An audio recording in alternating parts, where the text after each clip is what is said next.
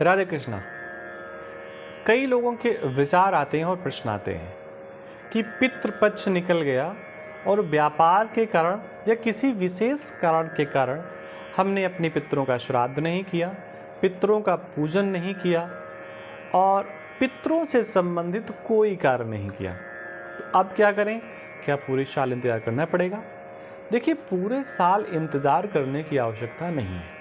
क्योंकि जितनी भी अमावस्याएं होती हैं उन अमावस्याओं में पितरों का पूजन होता है, पितरों का तर्पण होता है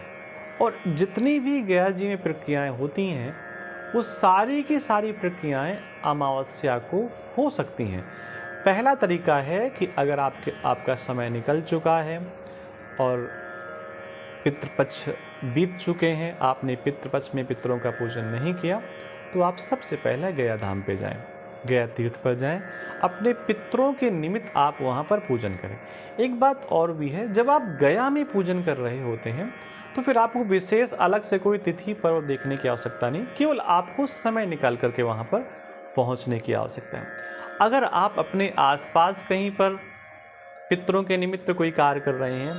तो प्रयास करें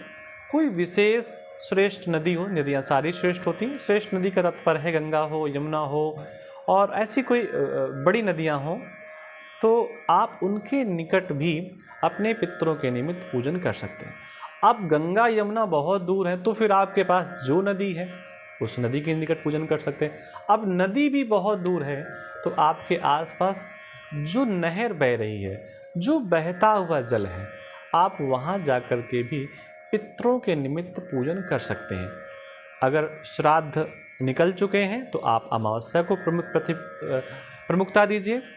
और अमावस्या को प्रमुखता नहीं दे रहे हैं तो जब आपके पास उचित समय हो तो अपने आचार्य से बात करके, अपने ब्राह्मण से बात करके, अपने जो आपके निकटतम रहने वाले पंडित जी हैं उनसे बात करके, समय जब भी आपके पास उपलब्ध हो आप पितरों के निमित्त पूजन, पितरों के निमित्त भोजन और उसके निमित्त जो भी आपको आचार्य जी जानकारी दें, आपको वो सभी कुछ करना चाहिए। एक साल का आप इंतज़ार न करें और जब आगे फिर वो श्राद्ध का समय आए तो फिर पुनः उत्साह के साथ उनका तर्पण, अर्पण, जो भी प्रक्रिया है सारी आपको करनी चाहिए।